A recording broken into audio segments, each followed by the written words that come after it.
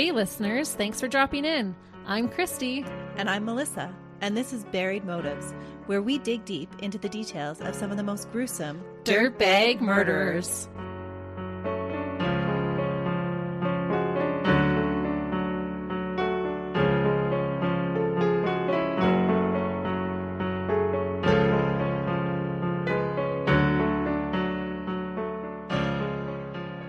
Hey listeners. Welcome back to Buried Motives. We're glad you're joining us this week. We are really excited that you're joining us today. We're halfway through summer, and a lot of our listeners might be traveling for holidays right now. If you are, I apologize in advance for this episode. Oh no, is it another camper episode? No, thankfully not a camping one or a hiking one. I was actually just thinking about your Wells Gray Park murder episode that you had. That one has still stuck with me. It's just so terrifying to think of somebody watching you as you're just hanging around the campsite. Yeah. You just painted such a visual for me in my mind that it's almost like I watched a movie of it. Like I just have those images in my mind from that episode. It was a freaky one. Yeah, I can't get it out of my brain. But that's not where we're going today. It's not. But listeners, if you haven't heard that one, you totally should. For today's episode, I chose this one because it is definitely a unique one. I don't think we've covered a case quite like it. This American case takes place in the 1950s. Sometimes it can be challenging to find things like court documents from that time. However, I struck gold in my research. I was able to find not only court documents, but also many FBI files pertaining to this case. Today's murderer was a dirtbag that didn't give a second thought about the collateral damage that his actions would cause. He only cared about the death of his intended victim, come what may. His actions truly had catastrophic consequences. Oh, what are you going to tell us today, Christy? It's very disturbing what happens. It's unsure if his motive was revenge or greed, but I say it was likely both. It's always both. It really is in this case. John Gilbert Graham was born on the 23rd of January in 1932 in Denver, Colorado. He was nicknamed Jack for some reason and steadily went by that name, so that is what I will call him. But I'm so curious how John turns into Jack. Is that a common thing? I have no idea how that happens. It just seems like John and Jack aren't that different of names. They both start with J, they're 4 letters. Like, why was John not good enough? Why did you have to go by Jack? He was a jack of all trades. Or the jack of no trades, maybe in his case. Oh, really? Yeah. He wasn't a very successful person? No, he's not a great guy, as you'll learn. Jack was born to a woman named Daisy Eldora King. I think her maiden name was Walker. Daisy was born on March 9th, 1902 in Buena Vista, Colorado. So she would have been just shy of her 30th birthday when her son was born. Well, that's a little bit older for that time period to be having a baby. It was, but Jack did already have an older sister named Helen Ruth Gallagher. She was born in 1923 during Daisy's first marriage to a man named Tom Charles Gallagher and would have been 9 years old when Jack was born. Okay. So she did have a baby at a more predictable age for that time, had gotten divorced, and then remarried. And that's why Jack came when she was so much older. Okay. Jack was born during the beginning years of the Great Depression. Times were tough, and possibly as a result, Jack's father, William Graham, died from pneumonia. Jack was only around 3 years old when his father passed. One report stated that Daisy and William were already separated when he died, but I couldn't confirm that. Either way, his father's death left Daisy in even greater poverty. Consequently, she decided to place young Jack in an orphanage in hopes of providing him with better care. And sadly, I'm betting this isn't the only story like this during the Great Depression. No, I think it happened a lot, actually. Mm-hmm. Or at least shipped off to other relatives. That would have been a really challenging time for a lot of families. I don't know how you would do it. If you just can't feed your children, then sending them off is the better solution. Right, especially as a single mom. Mm-hmm. In 1941, Daisy was married again to a man named John Earl King, who I believe went by Earl. And I thought, why didn't anyone want the name John? It's kind of ironic for two men named John who didn't go by their names for this case. Unfortunately, the third time wasn't the charm, because Daisy's third husband sadly passed away from heart disease in 1954. She has like the worst luck. She really has. Daisy did inherit a favorable sum of money from Earl and decided to open a restaurant with it. The restaurant was named the Crown A and was located at 581 South Federal Boulevard. I believe it was a drive-through restaurant, and fast food was a new and upcoming concept at the time, likely being one of the contributing factors of its success. So now she's got some money. Yeah, she has a lot of money now, and she's really smart with her money. Okay, so does she get Jack back? Well, that's unclear because Jack was growing up in the 30s and 40s. It was harder to piece together what was happening in his personal life. It was easy to find the court and the criminal stuff, but not so much his personal stuff. Some reports said that his mother left him in the orphanage until he aged out. A lot of them said that. Even after she remarried and had enough money to take care of him? Yes. Oh. Others said he lived with his mom and her husband for a short time, went to different foster homes, lived with his grandmother for a time, and even lived with a neighbor. Various reports also stated that although he was living apart from his family, he would sometimes go home to celebrate a holiday with them, but would then be promptly shipped back after the holiday ended. So he had some contact, but just enough to tell him that he really wasn't wanted? Right. And what kind of made it even worse is, although it was hard to tell which account is accurate, Jack's accounts does make it sound like his mother and sister always lived together, and he was not typically a part of that. What? She only shipped the one off? Yeah, she kept the older daughter. Oh, and we have learned that this never goes well. No, but the daughter was 9 years older, probably able to help her out. You know, if they're trying to, say, wash clothes or sew or do things for work, she probably could have helped. I don't know what was happening, but Helen was with Daisy and Jack was shipped out. That's what happened in the Anatoly case. Mm-hmm. And look at what happened with him. Any way you slice it, his childhood did not appear to be a stable or overly loving one, and I cannot imagine how he wouldn't feel resentment over his mom choosing to keep his sister over him. Jack would later say he felt abandoned and unloved by his mother. It wouldn't be until Jack was 22 years old that he would once more be a part of his mother's life. Understandably, their relationship was strained, and they were often seen arguing. Despite their tense relationship, Jack ended up working at his mother's restaurant. He managed it for her. By the time he was 23, and at the time of the murder, Jack was already married to a woman named Gloria Elson and had a 20-month-old child and a 9-month-old child. Oh, that's quick. Mm-hmm. That's Irish twins. Absolutely it was. They had married in 1953 when Jack was 21, and I think she was only a year younger than Jack. Daisy had come to stay with the couple after their second child was born and was still living with them when the murder took place. She came to help out, but also check in on her business. And apparently she also had other business ventures outside of the restaurant. She had made wise business decisions and reaped the financial benefits. I think that people that lived through the Great Depression just had that natural knack of managing their money well. Oh, absolutely. And especially for her being a woman in the 50s, being this strong businesswoman was quite remarkable. It would be at that time. Mm-hmm. She wouldn't have been welcomed in with open arms everywhere she went. Jack lived in a home his mother allegedly paid for at 2650 West Mississippi Avenue in East Denver. She came to stay with them in December of 54. During his trial, we are given a bit more insight into the type of man that Jack grew up to be. Helen, his sister, testified that she had continuously felt less at ease when she was with Jack over the years leading up to the murder. She had also expressed to family members during those years that she didn't think her brother was mentally sound. She expressed that he had, quote, pent-up violence. Because of this, she preferred to not be around him. She said he would joke about violent things and thought they were funny. The example of this she gave was when Jack was staying with her and her husband in Alaska. He was working as a dragline operator for the CAA. One day, he had a hard time loosening a bolt from a piece of equipment, so he grabbed dynamite and used it to blow off the bolt. He thought it was hilarious. He didn't realize how dangerous that was? He got a kick out of things that were violent. Wow. What wasn't funny was when Jack turned violent on occasion towards his sister. Once, he knocked her to the ground and then kneed her in the chest, injuring her ribs. On another occasion, he threatened to hit her with a hammer, and she only escaped because she locked herself inside her room. Was this when they were kids or when they were adults? More adults, it sounds like. Ooh. Because they weren't living together when they were kids. That's disturbing. Uh-huh. And this would be like young adulthood, because he's only 23 at the time of the murder. Right, but way old enough to know better. Oh, absolutely.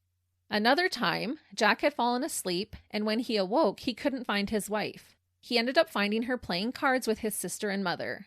He was so enraged that he, quote, cuffed and backhanded his wife several times. What? The family was rightfully beginning to fear him. And so Daisy moves in with him, even though she knows he's violent? Yeah, well, she goes there to check on her businesses, but also to help out because they've just had a baby after still having pretty much an infant in the home. Right. Maybe she was worried for her daughter-in-law and the kids. Maybe. Before working at his mother's restaurant, Jack worked various entry-level jobs. He had dropped out of college, where he reportedly met his wife, and had briefly served in the U.S. Coast Guard as a motorman in 1948. He didn't have a great record there, but was honorably discharged just 9 months after joining. Apparently, he was unaccounted for 63 days during his service. How long was his service? 9 months. I was like, where did you go, Jack? It's so weird. So they didn't call it dishonorable, but they're like, yeah, you gotta go. It's not a good fit. Yeah, he was gone 2 out of the 9 months. And I don't think it was consecutively. It was just like some days it's like, where's Jack? Nobody knows where Jack is. And then all of a sudden, oh, there's Jack. So not showing a lot of accountability here. Regarding him being in college, Jack had dropped out of school in grade 9, but then passed the entrance exam for Denver University. They gave him a high school diploma and accepted him into their school, but he ended up dropping out anyway. But that was kind of impressive that he could pass the entry exam with only a grade 9 education. Yeah, I'm thinking he must be fairly intelligent then. Had to have been. Jack was in and out of trouble with the law, and Daisy did seem to use her money to help bail him out. Now married with 2 kids, it is believed that Daisy gave him the manager job and bought him a house to try and get his life on a better track. Well, she's trying to take care of her grandkids. Yeah, and maybe she had some guilt about not being there when he was a child. Maybe. Let me give you an example of a time that Jack was in trouble with the law and Daisy bailed him out. In 1951, Jack was working for a manufacturing firm. He decided to up and steal a large amount of payroll checks and cash them for himself. He was able to forge the president of the company's signature to cash 42 of the checks. Before he was caught? Yes. Wow. Each check was for $100, totaling $4,200. That would be around 65,000 Canadian or almost 50,000 US dollars today. So it was a good chunk of change. Yeah, it wasn't a little amount. With the stolen moolah, Jack spent half of it on a fancy convertible and headed out of state. Oh my goodness. It's a depreciating asset. I know. So many better things to spend your money on. Right? But when you're this young kid, a convertible seems like a great idea at the time. A car is always fun. Not practical, though. What 19-year-old doesn't want a car? The Denver police were able to build a solid case against him and promptly put out a warrant for his arrest. On September 11th, 1951, just outside Lubbock, Texas, a patrolman spotted Jack illegally transporting whiskey into his car. Oh, no. Jack was able to flee the scene, and a chase ensued. According to the Denver History Library, quote, he led police on a wild, county-wide pursuit. I assume in modern terms, he led them on a high-speed chase. Police had to set up a roadblock in order to finally stop him. Jack saw the roadblock and decided to just put pedal to metal and crashed into the roadblock. Oh, no. I assume he thought he could plow right through it. And I actually had an uncle do this once. But that's a story for another day. His new car wouldn't have fared well against that. No, what was he thinking?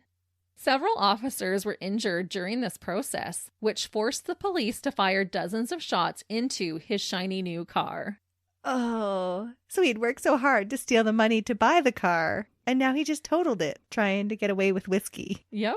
Okay. And why didn't he just steal the car? That's what doesn't even make sense. He steals this money and then buys the car. It doesn't make any sense at all. No. We would be much better criminals. We would. If you're going to be a thief, be a thief. You steal the money and the car, and then you've got extra. It's too bad that stupid dirtbags, though, aren't any less deadly. They're actually probably more deadly when it comes down to it. Oh, no. Throughout this, we'll kind of shake our heads at Jack and the decisions that he's making. Surprisingly, Jack was not injured in the incident and was promptly arrested. On top of his fraud charge, he now also had a variety of other charges, including illegal transportation of alcohol and charges related to the chase, added to his rap sheet. When police inspected his vehicle, they found a loaded .44 caliber handgun sitting on the front seat floor. What? He wasn't messing around. I don't know what he thought he was going to go do. Was he a gangster? Like, what was he doing? No, but you can see how he is just kind of out of control. There's not a lot of thought going on. No, not at all. Jack spent 60 days in Texas jail and then was sent back to Colorado to face his forgery charges. Daisy paid back the money that her son had stolen from the company. She had obviously become quite wealthy by this point. I am not sure if it is because he had a rich mama bail him out, but Jack didn't even serve any jail time for his crimes after entering Colorado. But he was charged, right? He was charged. Instead of jail time, he was placed on 5 years of probation and had to meet with a probation officer on a regular basis, which sounded like they were strict about, so he must have complied. Assumably frustrated with her wild and careless son, Daisy told Jack that he had to pay her back the money she spent to keep him out of jail and pay some sort of rent for living in the house. She had paid $2,500 to get him out and then was supposed to make $40 a month payments to pay off the remaining balance. I assume she was making those payments, not her dirtbag son. But that was a lot of money for that time. Mm-hmm. This fight about money increased the tension between them, and there were rumors floating around that Jack was actually stealing from his mother's business. Oh, I wouldn't doubt it. Yeah, I wouldn't put it past him at all. I don't think I would have put him in a managerial position. Not at all. With all the access to money and the books to hide it? Yeah. But I think she was just really trying to help him succeed, like get back on track. Right.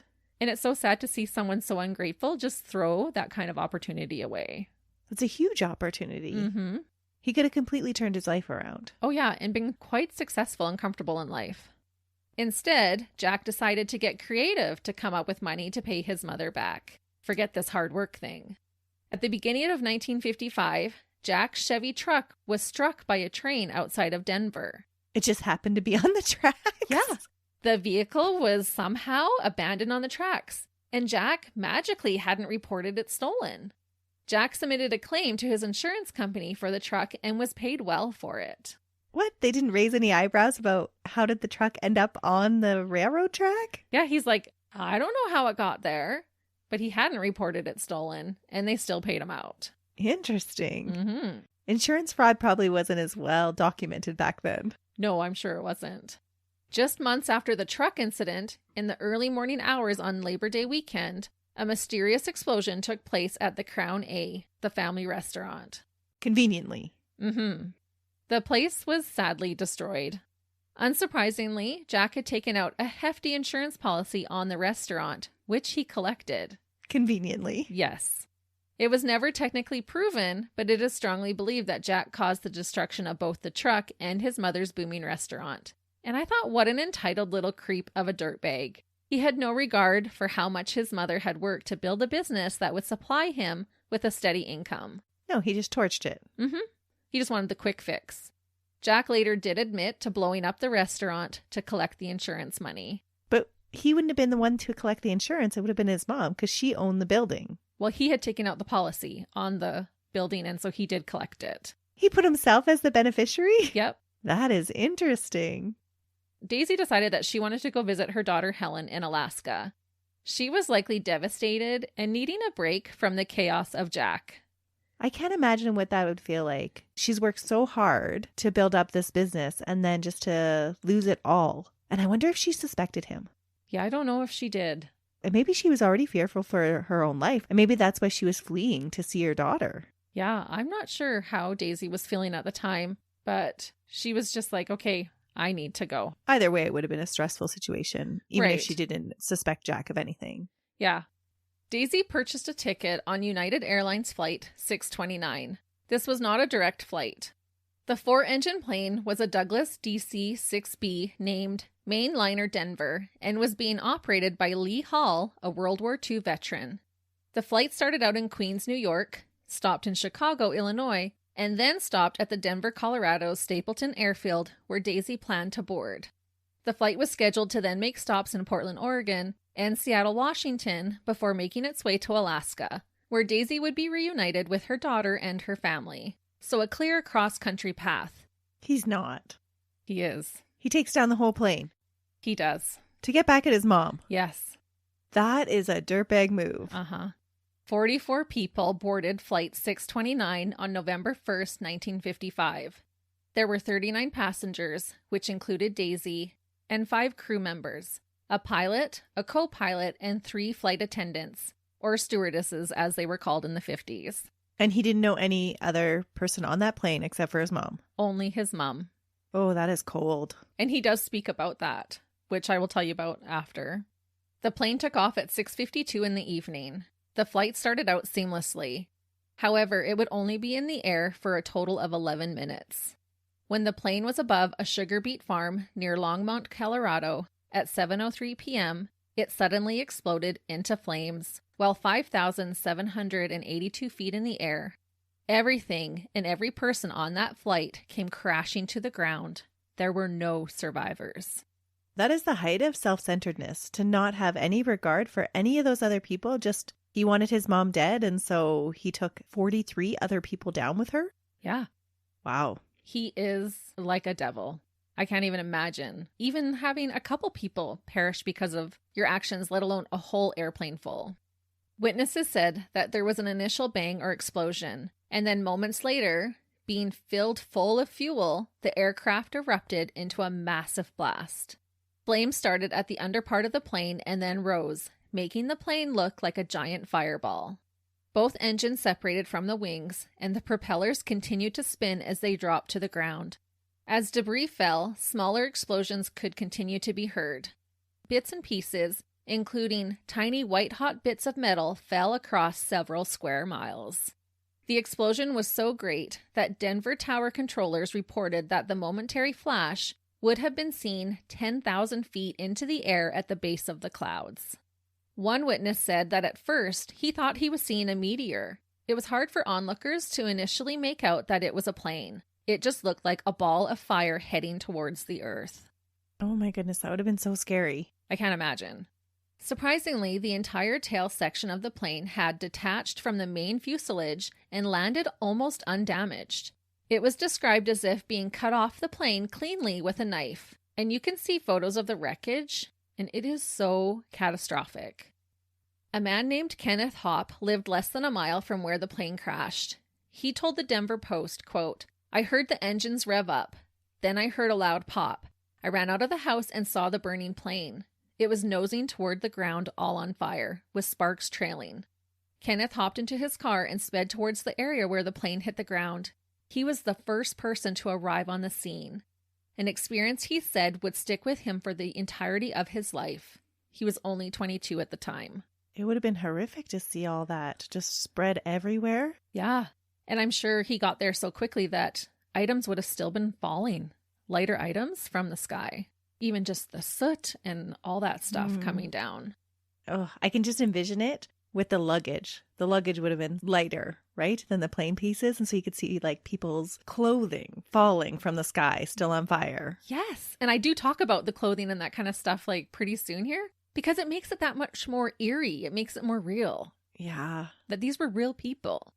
Kenneth continued to say, quote, "Within a matter of seconds, I was there driving my car part way and walking the rest. I walked around the scene, but I heard nobody calling out and I didn't see anyone. A neighbor arrived and the 2 men searched the area. He said, quote, "We stayed out in the field for a while and covered up bodies of 2 men. Each was laying beside a hole about a foot deep, made by the impact of their bodies." No way. That's how hard they fell. Oh. Can you even imagine coming across this scene? It was November, so the weather had a chill in it. It was only 2 degrees Celsius or 36 degrees Fahrenheit that day. It would have been so horrific, like you said, to see personal items thrown about like purses, shoes, and hats, not to mention deceased persons. And one report said that not every body was fully intact either. Oh, it wouldn't with an explosion like that. If it can blow apart a metal structure, could you imagine what it could do to a body that's just flesh? No, I can't. Another report said that Flight 629 was also carrying 400 pounds of mail, and the U.S. Postal Service was called in to collect as much as they could. They had picked it up in Denver. That would be quite the task. Yeah. It didn't take long for emergency crews to arrive on the scene, but it would take a long time to sort through the massive amounts of debris and dead bodies.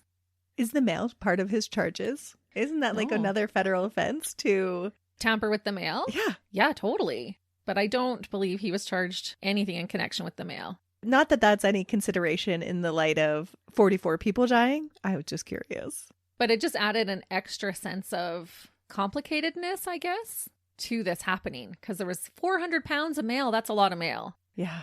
And in Denver, they had loaded this mail, filled up the fuel tanks. And I think because they had just filled up the fuel tanks, why the explosion was so great.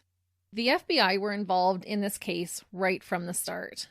I read that they had actually volunteered their service. They're like, no, we're on this. They were able to obtain a flight manifest. A lot of the people who were on Flight 629 were badly burned or disfigured. Some were identified by loved ones, others were identified by fingerprints. Eventually, everyone was found and accounted for. Oh, that is at least a comfort that everyone was found. Over a crime scene that big, there is the potential there not to find everybody. It's true. So thankfully they did. I could not find the detailed manifest to be able to read to you everyone who was on that flight that day, but I did find some information regarding a few of the victims, which I will share. The youngest person on the plane was an 18-month-old baby named James Fitzpatrick. His father was a soldier stationed in Okinawa and hadn't seen his son since he was only 6 weeks old. No. He never dreamt that that would be the last time he'd see his little boy. It was said that he died in his mother's arms. That is heartbreaking. Mm-hmm. That whole family probably spent all that time away thinking that the dad, the soldier, was the one more in danger. Absolutely. Never would they imagine that the wife and the baby would be killed. That is sad. Here he is sacrificing for this country. He's sacrificing for Jack's freedoms and rights. And this is what happens to his family. Jacqueline Hines was one of the flight attendants working, but there were also other flight attendants on the flight who were vacationing. There was a young couple on their way to celebrate their first wedding anniversary. There were 4 Washington state officials on board, 2 government employees, plus the wife of an administrative assistant to President Dwight D. Eisenhower. A Denver business owner was on the flight to conduct business in Alaska, as well as 2 top executives for Oldsmobile. There was a Canadian couple on board who had just applied for U.S. naturalization just 2 months before the flight. 5 passengers had served in the Air Force, Army, and Navy, and 6 had been employed at defense plants during the Second World War.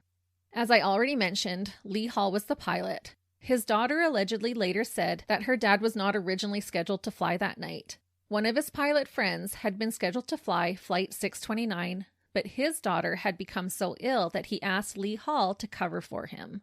Oh. I could not confirm this story, but how heartbreaking if it is true. I found the statement made by the daughter on the Denver Library History website, and they haven't removed it, so I assume it is true. That would be so sad. Talk about fate, hey? Right? Imagine that other pilot who was originally scheduled to fly. Oh, and survivor remorse? Well, yeah, survivor guilt would be real. I can't imagine. And of course, a businesswoman named Daisy King, age 53, was on her way to Alaska to visit her daughter. I wish I had more information regarding the victims of this brutal crime. It is so unfathomable that one person could willingly sacrifice the lives of so many just to carry out their sinister plan against one. It's truly beyond sickening. It's just mind-boggling. Yeah, how many people did this affect? All the families of those people. So selfish. Yeah. And does he ever make any statements about these families that he affected? He does, and I will read that to you closer to the end of the case. Okay. The FBI first suspected that perhaps an angry employee of the airline or someone who had recently been fired could be to blame. Looking into this theory would warrant an extensive search. They searched the backgrounds of all those on board, causing agents to be sent to countries across the world to investigate. It was also said that the FBI, of course, paid special attention to anyone who had any type of tie to the government. Oh, and there were so many officials on there that had ties to the government. There was. Because there was even just right in the government, but also like the Navy and Army, that kind of stuff. Right. So the connection with Daisy is going to be like last on their list. She wouldn't have been considered very high on their priority list to check out. No, she would have seemed a very low target risk compared to the other people on the flight. Yeah. It would have taken the investigation so long. They're actually really fast. Oh. Yeah, I was really surprised about it. Well, I guess when you're worried about spy espionage conspiracy going on and killing off government officials, you are going to be fast. Yeah, if you think it could be a threat of terrorism or something like that. Right. You definitely would. But the FBI, honestly, they conduct their investigation perfectly in this case. Next, the officials looked into one of the OG motives for murder, which is greed. Who could profit financially from this horrific tragedy? And this next part blows my mind. I had no idea that this was a thing in the past. During the 50s, and I believe up until the 80s, a person could purchase last-minute life insurance from a vending machine at the airport. What? I wrote, excuse me, what? It's totally true. I looked into it and I was like, is this really a thing? And yes, it just stopped in the 80s. So just because you were getting on a flight, you just purchased extra insurance just because? Right. You get your bottle of Coke out of one vending machine and your last minute life insurance out of another. Just in case the plane goes down. Right. And I hate to say it, but this might have been the most ingenious marketing ploy that ever existed. Fear of flying is real for so many people. How often, I wonder, did people purchase that insurance out of the fear of, just in case I don't make it? That is a huge marketing ploy. Oh, it had to be a gold mine. How do you get on a plane? Would you get on the plane thinking, okay, I'm all set, I have life insurance? Or I would be thinking the whole time, okay, the plane's going to go down. The plane's going to go down. You're like, but at least my husband and kids are going to be paid financially for it. I just think they probably sold a lot. That is crazy. I had no idea. No, I had no idea either. It was totally a new thing that I learned researching this. Especially out of a vending machine. It wasn't even a booth that you go to and talk to a real person about. So who logs your signature that you actually purchased it? And did you take the policy papers with you on the plane and then they burned up? And so they never had to pay out? It had, I think it was a 3-carbon copy. And so the machine kept one. There was one that you could mail and then one that you would keep. Interesting. So right from the airport, you could mail one out, keep one with you, and the machine kept one that went to the bank. For Flight 629, 12 different passengers had purchased last-minute life insurance from a coin-operated machine prior to takeoff. A coin operated? Yeah, How much were these policies? I don't know, but it was literally like a vending machine. Could you imagine sitting there popping in your quarters? No. Quarter after quarter after quarter for a whole life insurance policy? No. I'm assuming it was pretty affordable, to be honest. Oh, it must have been. Mm-hmm. Because the payout probably rarely happened. They do say that flying is safer than driving. It absolutely is. 6 people had purchased the maximum life insurance amount of $62,500, which today is over $725,000 US dollars and close to $1 million Canadian. Oh, that's a good payout for just last minute insurance. It is. And nobody's doing any background checks. No, not at all. You just put in your coin and you get your insurance. Wow. 4 people purchased the amount of $50,000, which is like $585,000 US, $773,000 Canadian. 2 people bought the amount of $37,500, which is $439 US and $580,000 Canadian today. 1 person purchased $35,000 worth, 2 purchased $12,500, and 2 had taken the lowest amounts at $6,250. Those were the ones more confident in the plane. Agents investigated all these policies and made note of who the beneficiaries were. And this is how they find Jack. Kind of. It's definitely not going to look good for Jack. Going back to the scene, experts were called in from across the country to help with the massive cleanup and investigation. The 44 bodies, as they were found, were taken to Greeley, Colorado, and placed in a makeshift morgue that was set up in the National Guard Armory. The first 2 days after the crash was spent confirming the identities of the victims. Could you even imagine the sheer volume of bodies that they would have to identify? Like, no morgue in the county would be big enough to do that. No, not at all. Every piece of wreckage had to be collected and carefully examined. The pieces were taken to a large warehouse at Stapleton Airport and placed under guard. At this warehouse, a true-to-size replica was created out of wood and wire netting of the center of the plane. As parts were recovered, they were wired to the fake frame like a giant jigsaw puzzle. This thoughtful yet time-consuming plan allowed experts and officials to more fully analyze what happened to the plane.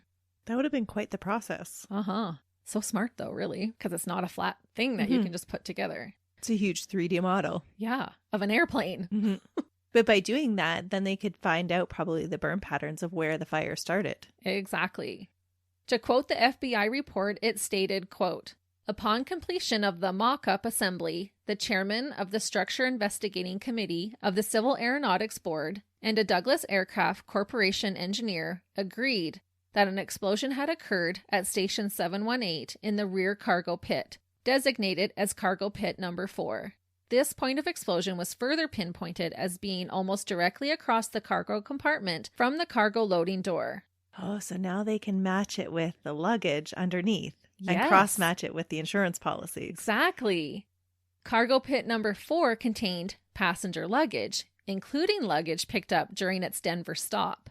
Daisy's luggage would later be determined to have been placed in this exact cargo pit. So smart. Yeah, this investigation was really top-notch. Copies of the waybills for all freight shipments were carefully analyzed, and it was found that nothing explosive or overly flammable was loaded onto the plane that day. Along with this, all the mechanical parts were inspected, and the conclusion was made that no malfunction of any of the parts had caused the plane to plummet to the earth in a fiery wreck. It had to be foul play. The FBI reports get way more technical. I am just giving you the summarized results of their findings. Just know that their findings and research over this plane crash was incredibly extensive. They definitely dotted all their I's and crossed all their T's. The official accident report stated, quote, "The board determines that the probable cause of this accident was the disintegrating force of a dynamite bomb explosion, which occurred in the number 4 baggage compartment." Where Daisy's luggage is being stored. Yes. On November 7th, 6 days after the crash, the Chief of Investigations of the Civil Aeronautics Board made an official statement that sabotage was indicated in the evidence found, resulting in the FBI opening an official criminal investigation the next day. Everyone and everything had to be investigated. Even the passengers' luggage and personal belongings had to be gone through with a fine-tooth comb. Over 200 people who lived in the surrounding area had to also be questioned, not to mention anyone tied to the passengers, the airline, and staff. That would have been a huge investigation. I can't even believe the undertaking that this would have been. A baseline of the crash site had to be established, and then lines were made to create a 1,000 square foot grid to aid in the extensive search. A 1,000 square foot grid. Yep. That is massive. Yes, they had to mark that out so that every item found could be marked for identification and recorded where it was found in relation to the baseline using the grid. The process had to have been painstaking.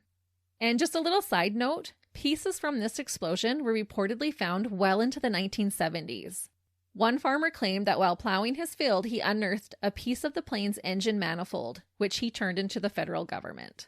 Wow. So for years later, pieces were still being found. Well, some of them probably just got buried right away. Yeah, if the bodies could make a 1-foot indent, imagine a piece of metal, how it could slice right into the ground. Mm-hmm. Other random pieces of the plane and its contents at the time were also found far away from the site by people like farmers and were turned into the authorities for examination.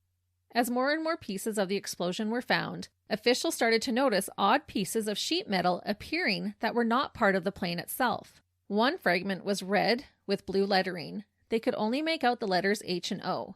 This was later determined to be the side of a 6-volt battery. FBI lab techs were also able to determine that components common to dynamite were on wreckage items.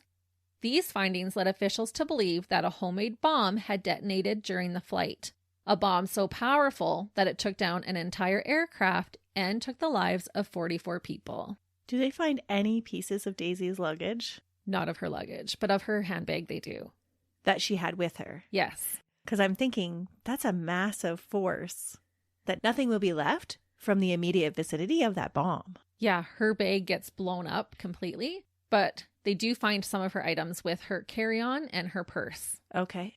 Since it was believed that the explosion started in the baggage compartment, thorough background checks were launched into every passenger on board that day. Not just the ones whose baggage was in that particular compartment. Right. And now, not looking so much into government ties, we now need to look at every person that was on the plane. Okay.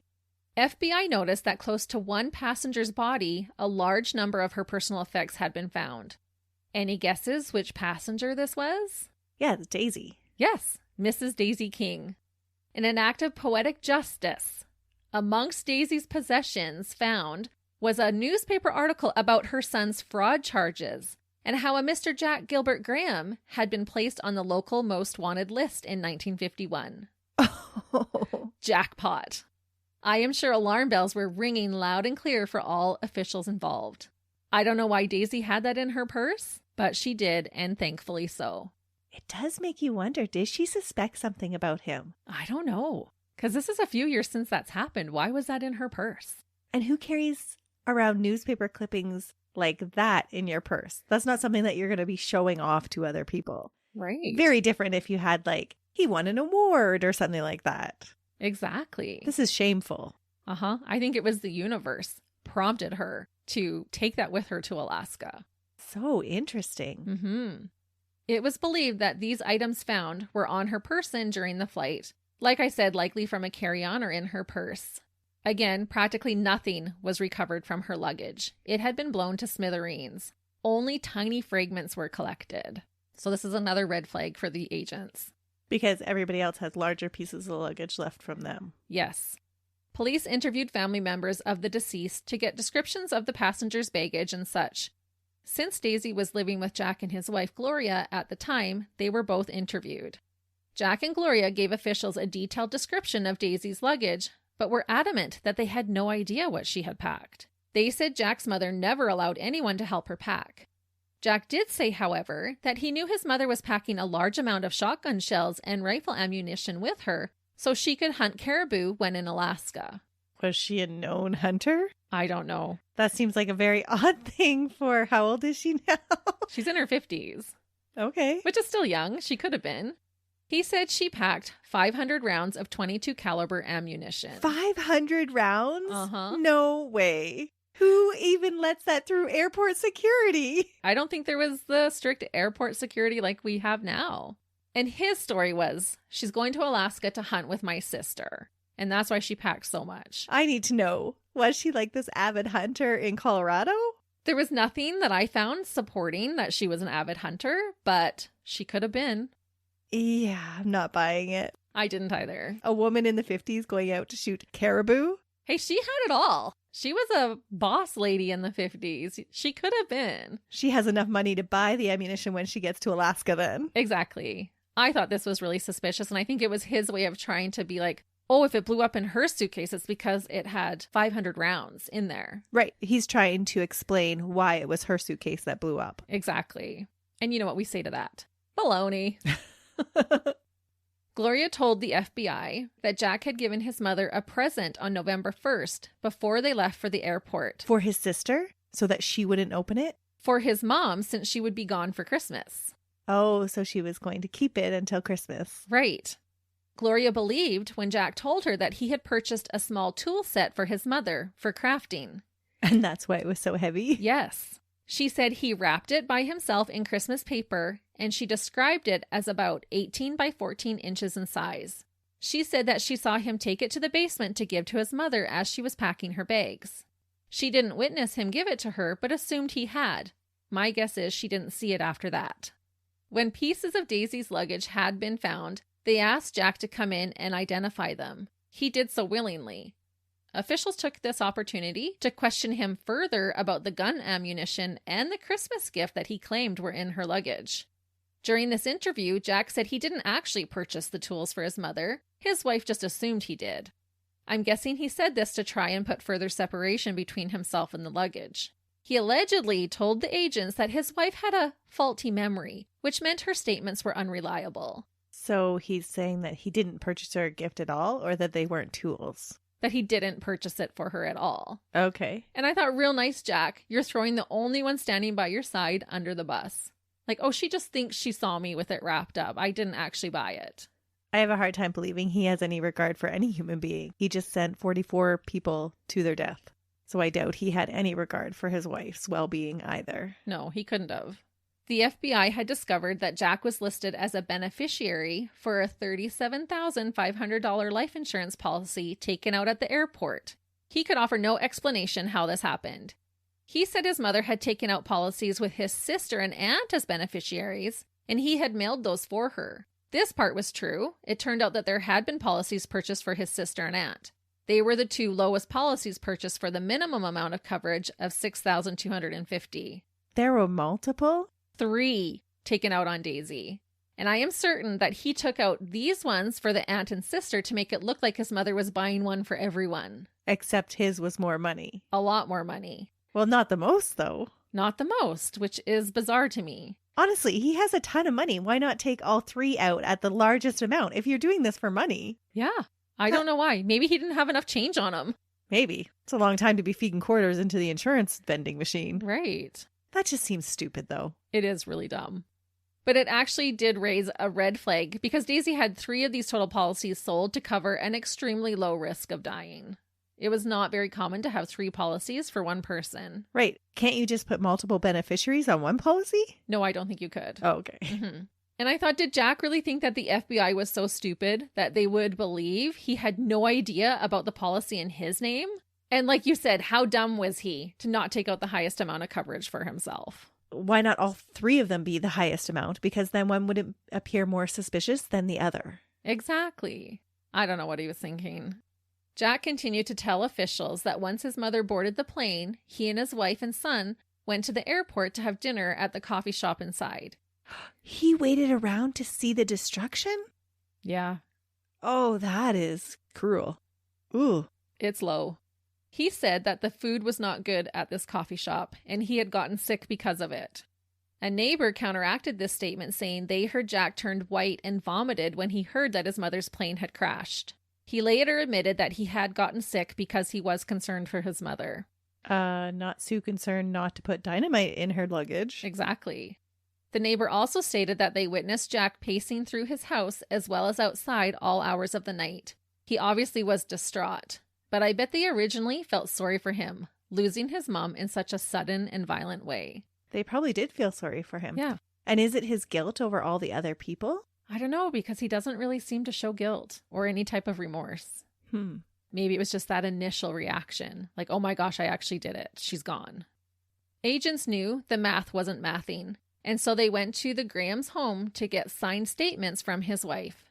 At this point in time, they told Jack that he was a suspect and could consult an attorney if he chose to do so. And I hope he was sweating bricks at that time. Oh, I hope so too. Instead of freaking out, though, Jack played it off as innocent and offered to take a polygraph and boldly invited the agents to search his home and property and take anything they needed to aid in the investigation. Well, by this time, he's had how many days to clean up any evidence that there might be? Right. And he even gave them written permission to do all of this. He was willing to do anything to help catch the dirtbag who caused his dear sweet mother to perish. But now can they match his written permission to the signatures on the insurance policies? They're going to find even better than that. Upon investigating the Graham home, agents found damning evidence against Jack. They found a small roll of copper wire with yellow insulation in a pocket of Jack's work clothes, the same wire that was found at the scene and was believed to be used to create the bomb that took down the flight.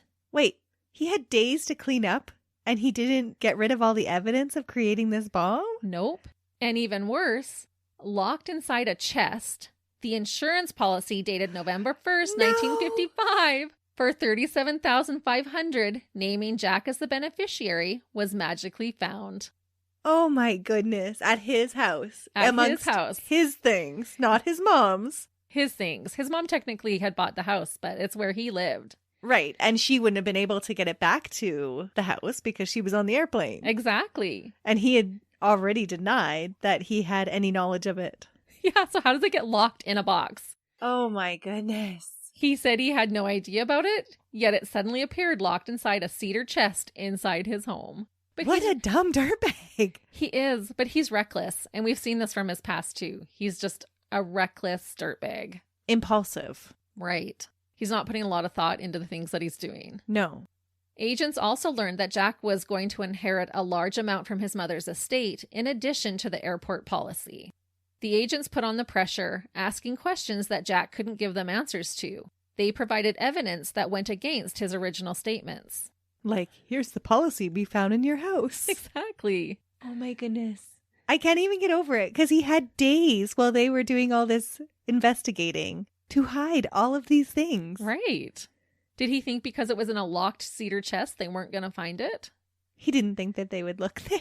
I don't think he thought they would even be wise to him, that they would even show up at his house, to be honest. Right, because he is so conniving.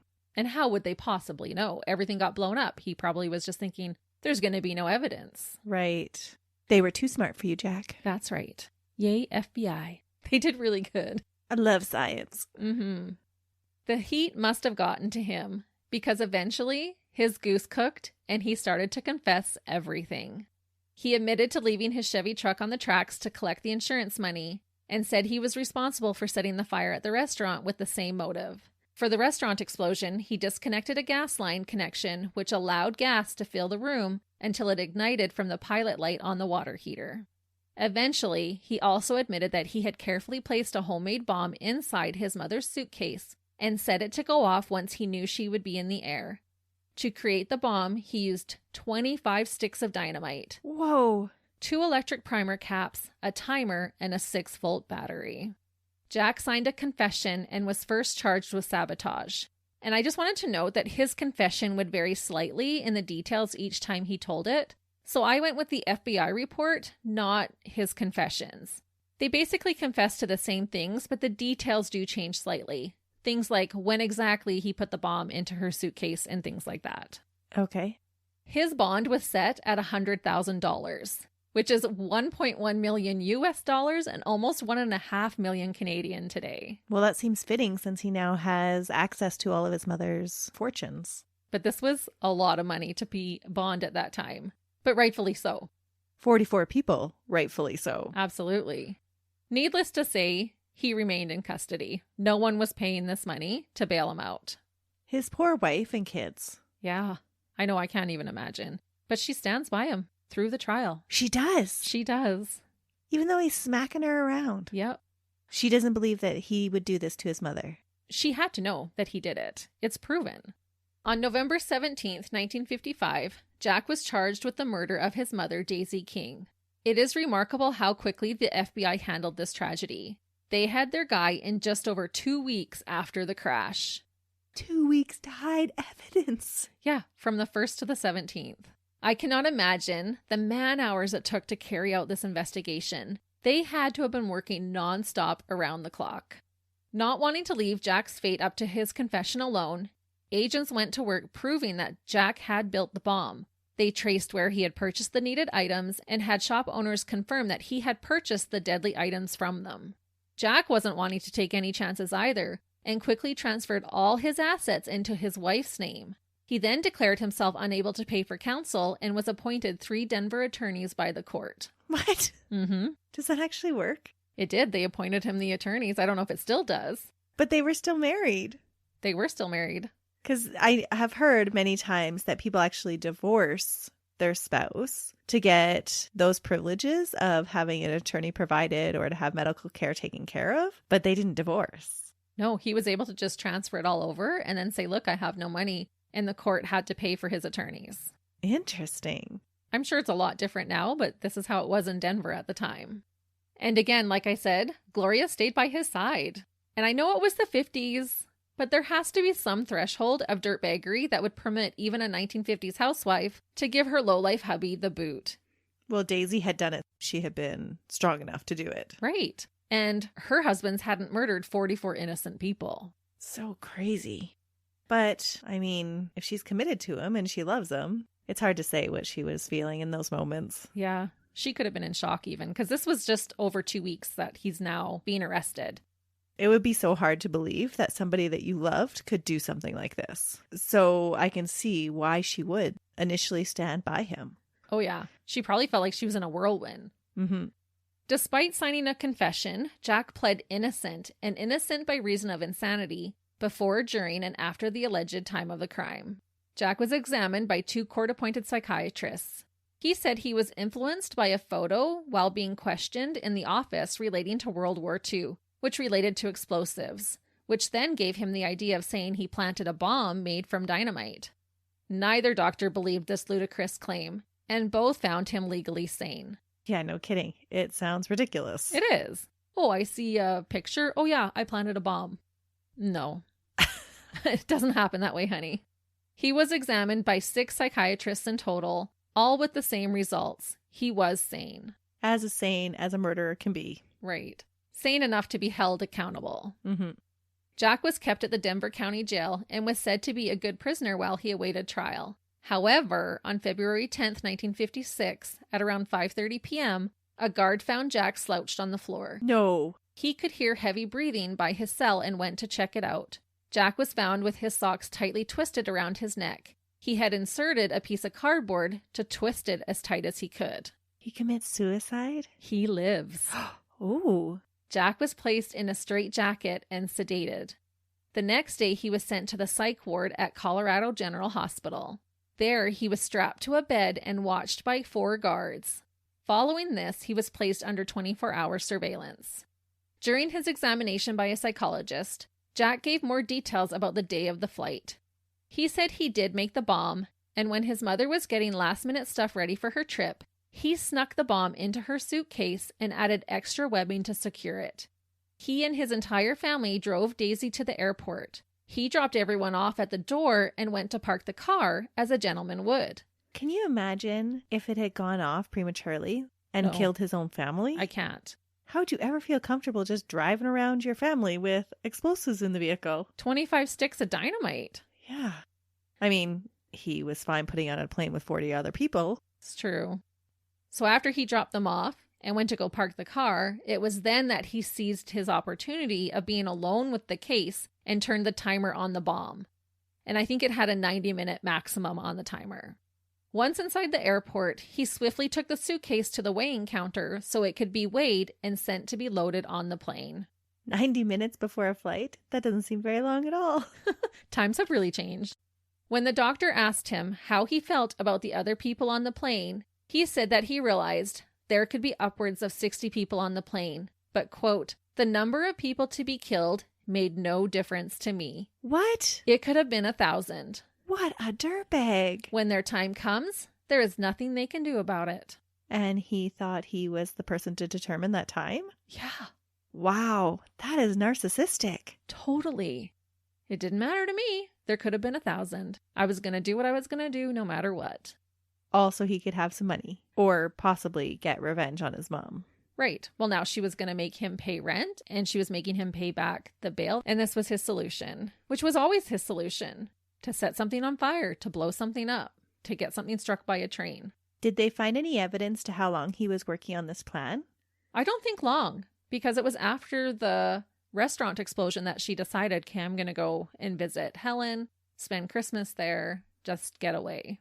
Right. And how many days before the flight did he purchase the things to make the bomb? That I'm not sure. Okay. But it wasn't like months and months. Wow. It had to have been just days or weeks. So he is super impulsive. Once he makes a plan, he's carrying it through without a lot of thought. Yep. And after Jack had this discussion with the doctor, he said he felt better to get all that off his chest. What off of his chest? He didn't even express any remorse. I know. But he's like, oh, now I've said it. It's out there. I feel better. What a dirtbag. Yeah, he's so terrible. Jack was returned to the jail, and on February 24th, 1956, he dropped his insanity plea. His trial was set for April 16th that same year.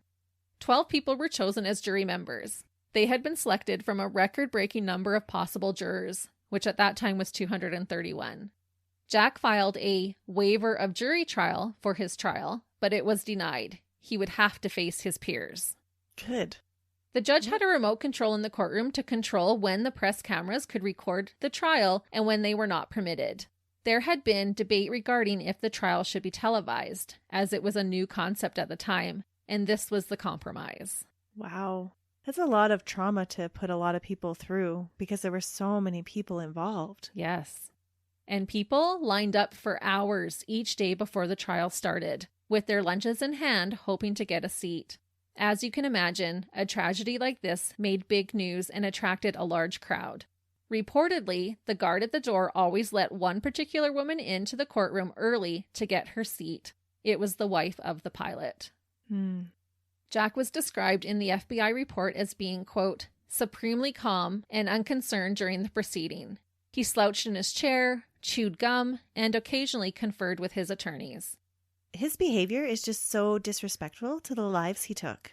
It just makes it even worse. It's such a slap in the face for all of them. It really is. I can't imagine being there for one of my loved ones who perished in that flight and see him slouched in his chair, chomping on his gum. No, you just want to go over and slap him. Yeah, it's like, is this inconveniencing you, sir? It's maddening. It really is. It's just that insult to injury. Jack's defense team tried to argue that the testimonies given by FBI agents and Jack's signed confession were illegal because Jack hadn't been informed of his rights prior to giving them information, and he was under duress at the time. Didn't he voluntarily provide that information? He did. These claims were totally untrue. The agents did their due diligence right from the beginning of informing Jack of his rights. On May 5th, 1956, the jury deliberated for 69 minutes before finding Jack guilty of first-degree murder for Daisy's death and recommended the death penalty. He was never charged for the deaths of the other 43 people on the flight. That is wrong. Yeah, I was surprised. That felt unjust. Jack's lawyers immediately tried to motion for a new trial, but on May 15th, the judge denied the motion. The judge was not messing around when she set Jack's execution date for August 26th, less than 4 months after his trial ended. Wow. What happened to all the appeals that they have to do for a death row inmate? She was wanting it done. You can imagine how much everybody would have hated this guy. Oh, for sure, but there's still legal process to go through. She was giving them 4 months. The date was stayed by the Colorado Supreme Court, so they ended up with a little bit more time. But 2 of Jack's attorneys had gone against his wishes and had filed a formal record of appeal. Jack was saying, don't bother. He was okay with dying. Yep. On October 22nd, the same Supreme Court allowed the lower court decision to stand and set a new execution date of January 12th, 1957. On Friday, January 11th, 1 day early, John, or Jack, Gilbert Graham, was executed inside a gas chamber at the Colorado State Penitentiary. He died 12 days shy of his 25th birthday. A news article after his execution said that leading up to his death, Jack didn't seem to be worried. He played cards and checkers with the guards and chess with the Catholic prison chaplain. Gloria had visited her husband the Sunday before his death. She said she would not visit again because it was too hard on both of them. Guards said that Jack kept to himself in prison and never showed any signs of remorse. In fact, his sister said that Jack joked with her and Gloria about the crash after it happened. He said, quote, "Can you just see those shotgun shells going off in the plane every which way? And the pilots, passengers, and Grandma, meaning Daisy, jumping around?" What? He thought it was funny to imagine all of the shots going off inside the plane. But that's not a surprise because he has done that before. Mm-hmm. Thinks it's funny. Violent things. He's inappropriately funny. Yeah, he's not funny. He also said before his conviction that he was sad his mom didn't get to open the Christmas gift he had purchased for her. What an arse, honestly. Wow. Especially when you think about all of the stuff that she has done for him. She bailed him out. She gave him a house. She gave him a job. Yeah, went there to help out with the baby. Yeah, she wasn't there for him when he was a child, but she was trying to repair that relationship. Mm-hmm. And we have seen dirtbags who have had way worse childhoods than he did. Yeah, that's true. When a fellow inmate tried to push religion on Jack, he responded, quote, "What do I need with that kind of stuff where I'm going? It won't do me any good in hell." At least he had an understanding. Yeah. When asked what he wanted for a last meal, Jack didn't put in any request. He was brought a dinner of steak, fried potatoes, tossed salad, fruit cocktail, and ice cream. Reportedly, all he ate was the ice cream. Prior to his execution, Jack joked to the reporter who covered his trial that he could sit on his lap during the execution if he wanted to. He was described as being jovial. There's got to be like a emotional dysfunction going on or something. 6 psychiatrists thoroughly examined him and did not report any type of mental health issues going on with him. He's just so inappropriate, though, with his emotions. Yeah, he really is. Is he just that downright rotten to his core, or was there something going on? It's very curious. Mm-hmm. Right before entering the gas chamber, Jack was stripped naked and was given a pair of prison-made shorts to wear. Apparently, the poisonous cyanide fumes at the time would not wash out of the fabric, so inmates were stripped of their clothing prior as to not waste them. It's resourceful. I guess it is. Right before his death, the man who strapped him into the cold metal chair inside the cylinder-shaped gas chamber said, "God bless," to which Jack simply replied, "Thank you." The straps were made of leather and went around his arms, legs, and chest. A black mask was placed over his head, and he was given a final blessing by the chaplain. Everyone but Jack left the room. The door was sealed using a large wheel on the door. The room was completely quiet. Seconds later, cyanide pellets were heard plopping into acid, which caused the deadly gas to surround Jack.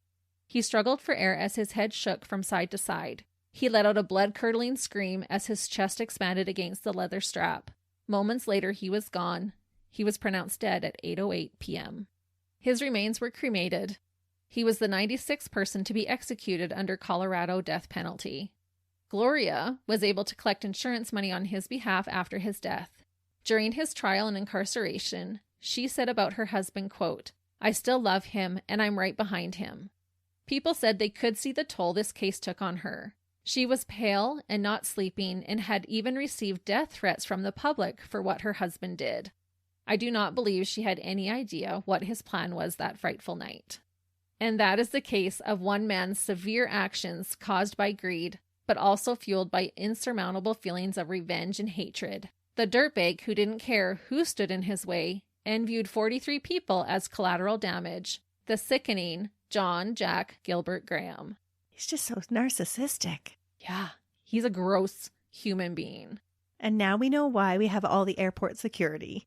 Absolutely. In fact, just last night, we dropped one of our daughters off at the airport. She's gone off on a humanitarian trip. She's still in the air as we're recording this. And last night I thought to myself, what was I thinking writing a case on such a horrific plane crash while my baby's up in the air? You were not. I was not. Not good planning at all. No, I'm already worried about her. She's headed to South America, and here I am talking about a plane crash. But I am grateful, and I did think about this at the airport, how grateful I am that we have the security that we do. Never again will I complain about being in line for too long waiting to get through security. It's so true. Sometimes it seems like such an inconvenience, but it is there for our safety. Yeah, and it's cases like this that have prompted those types of security measures. They're absolutely needed. And listeners, we hope if you do any traveling over this summer vacation that you stay safe. And watch out for your loved ones if they're searching for those life insurance vending machines anywhere in the airport. But we'll be back again with you next week when Melissa has another interesting case. Until then, see ya. Bye.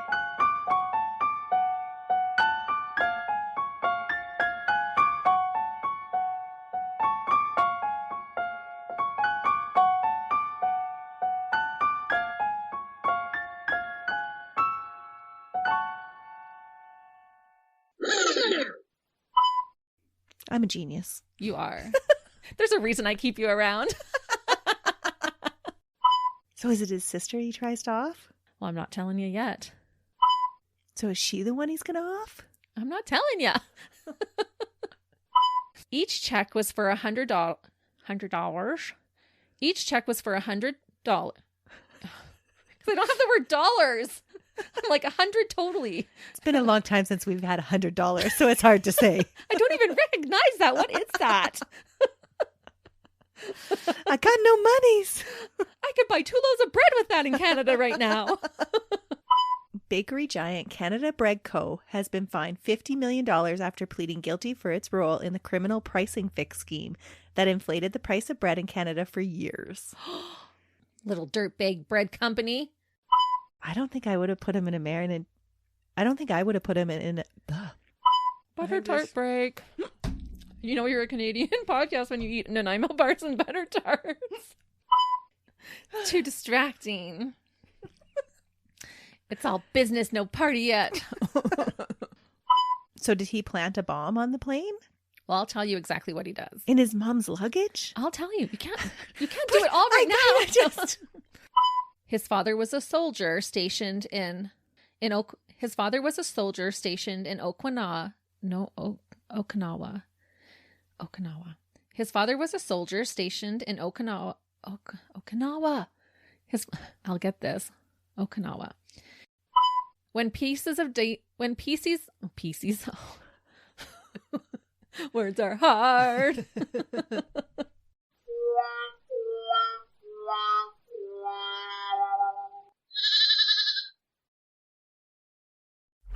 another Sound Off Media Company podcast.